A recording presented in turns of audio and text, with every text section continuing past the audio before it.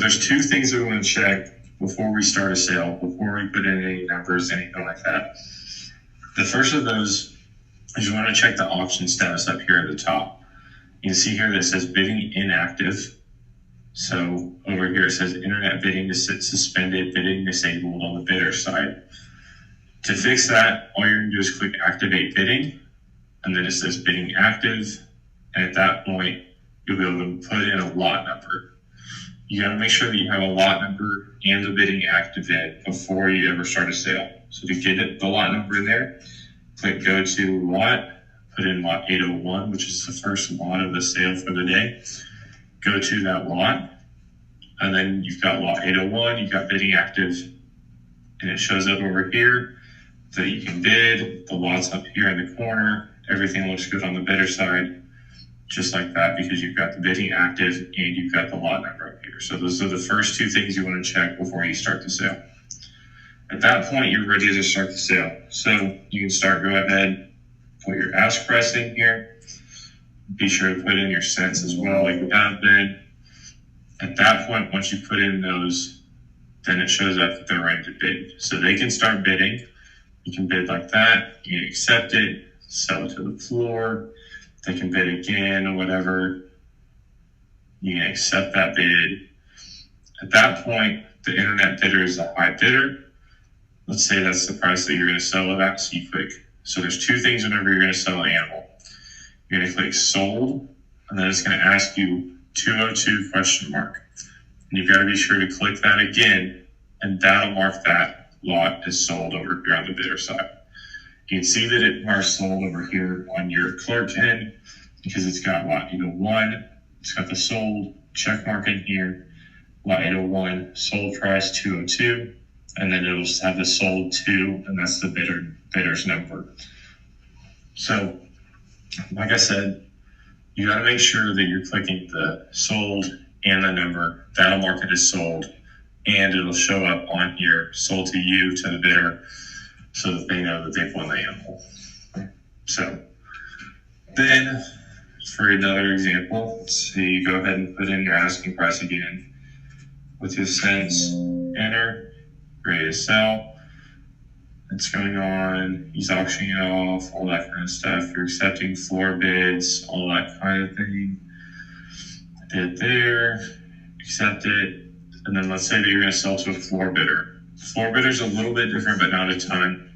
You're still going to click sold, and you're still going to have to accept the number. It's really important that we accept the number, so click that number again, and then this box is going to show up. It's going to say enter bidder number. Now, this is only going to happen if you sell it on the floor. If you sell it online, then this won't ever show up. It'll just move on like normal, and you'll go to the next lot. But if you sell to the floor, then this box is going to show up, and you'll need to type in floor. Click OK. And at that point, it'll show item won by other bidder. On their side of things, it'll say they sold 206, but they were not the winning bidder. And you'll see on your side, sold, lot 802, sell price 206, sold to floor.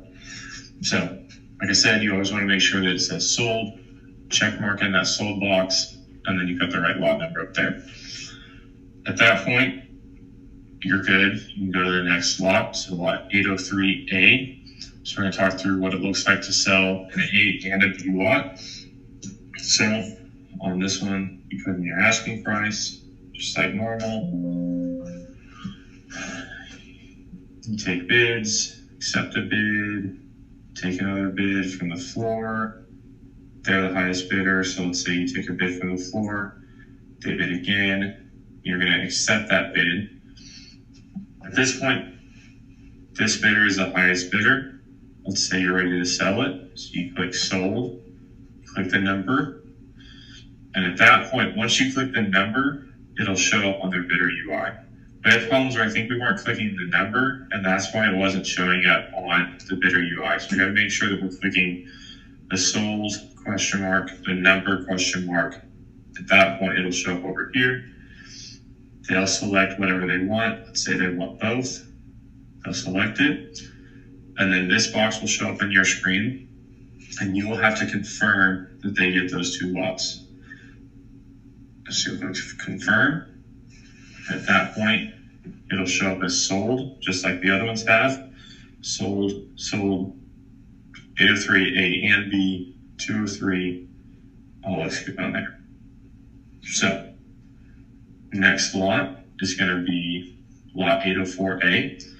So it's going to be the same way.